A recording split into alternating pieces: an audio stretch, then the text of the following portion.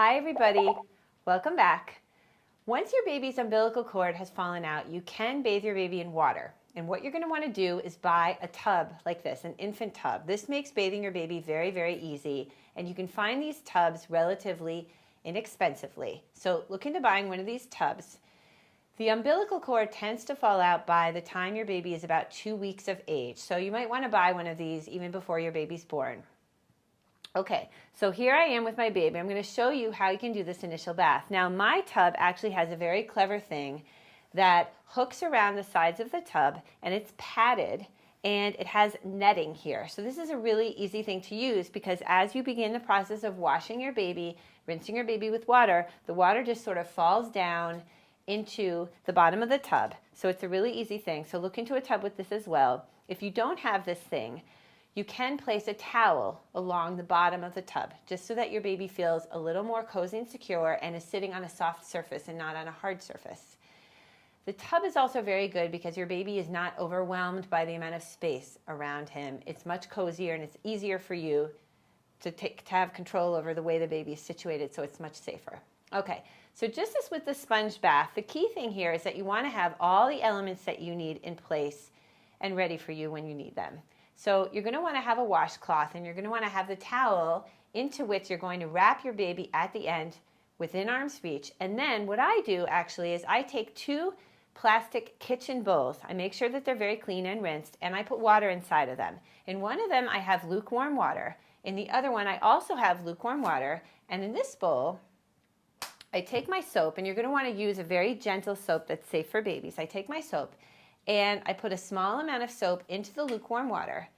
And then I just go like this with my hand and incorporate the water into the soap so that it's nice and soapy, but it doesn't have to be so strong. It can be relatively diluted. Then, using my washcloth, which is clean, I dip this into my soapy lukewarm water and I begin the process of washing my baby. I go between all the folds, holding my baby. You can do this on the floor in the baby's room, or you can do it on the bathroom floor. I would tend not to do this on a raised surface. I know some people do that, but I don't think it's as safe. I think you can use this tub on the floor. So I'm going to go within all the folds, and at times I actually put the washcloth aside and I just get in there with my fingers. Sometimes I use my hands to go between my baby's toes, along the creases here in the feet, the bottom of the legs. This is a nice chubby baby. Make sure you cover the genital area if you have a girl. Important to keep that clean. And I'm working my way up the body, cleaning her hands, her fingers, getting within the folds of the upper arms, of the neck, using my hands. And milk can also get stuck behind the ears. So you want to go behind the ears. You see how I do this, and I alternate hands all the while keeping one hand on my little baby. Okay? Once the body's finished, I take my hand, I use the washcloth to take the soap off my hand, and I take handfuls of my clean water and I spoon it over my baby to make sure that all that soap is coming off. And this is how I do her front, like that. I'm going to show you how to do her backside, and then we're going to move on and we're going to do the head and we're going to do the face. So in terms of the backside, if you're not comfortable flipping over your baby, which is totally normal, one good thing to do is just to sort of tilt your baby, tilt her, and carefully go around the backside like this. Okay? You can do this on both sides, holding her, tilting her, make sure you get her back. And when it comes to the diaper area, you can just sort of lift her legs up a small bit and get in there and get her behind. So there you go. Rinsing, same principle. Spoonfuls of water like this with your hand to just get that soap off your baby. Rinse her off carefully. Now we're going to go on and I'm going to show you how to do her head.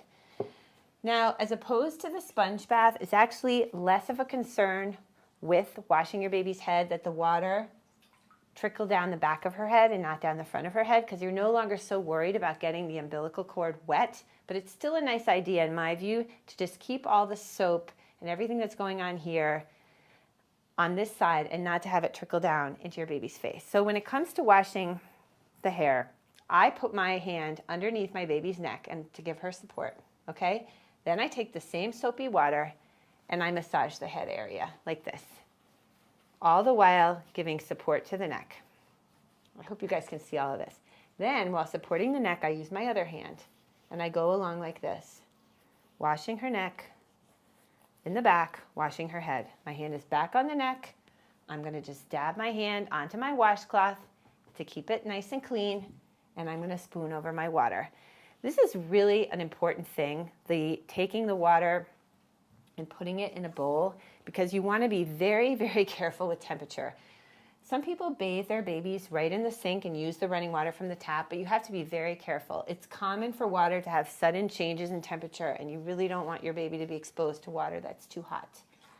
So there I go, nice and rinsed off, okay? Now I'm gonna do the face. Now when it comes to the face, even at this stage, I still don't use soap. I just use water, and I use my hands. So I'm gonna clean her forehead, I'm gonna clean her cheeks, a little bit on the chin. You can use a washcloth for this also. And now I'm going to do her eyes. With the eyes, I use a gauze pad. And I put this out before the bath. And I just use clean water and a gauze pad because you're going to get those really, really gooky eyes. And you're going to want to get that stuff out. But you have to be very gentle. This is a repeated motion. You don't just whip it all off and it's going to be thick and crusty. And you should not use wipes for this. They have chemicals. Even if they're safe, you just want to use water and a gauze pad. So you're going to go from the inside of the eye to the outside like this, very gently. Gentle, gentle pressure, and do it repeatedly and gently. And sooner or later, all that gook is going to come off. Nice and gentle. Okay, so I have my towel waiting right here. And I am going to place my towel over my baby like this. Okay? And then I'm going to put one hand over my baby, and using the other hand, I'm going to wrap the rest of the towel underneath my baby like that so that she's nice and warm. There she goes. She's nice and clean. She's ready for her pajama, and you know how to do your baby's bath.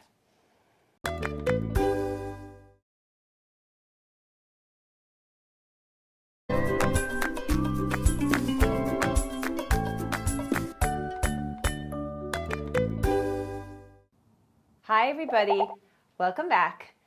Once your baby's umbilical cord has fallen out, you can bathe your baby in water. And what you're going to want to do is buy a tub like this, an infant tub. This makes bathing your baby very, very easy. And you can find these tubs relatively inexpensively. So look into buying one of these tubs.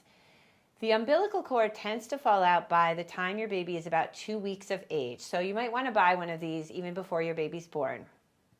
Okay, so here I am with my baby. I'm going to show you how you can do this initial bath. Now, my tub actually has a very clever thing that hooks around the sides of the tub, and it's padded.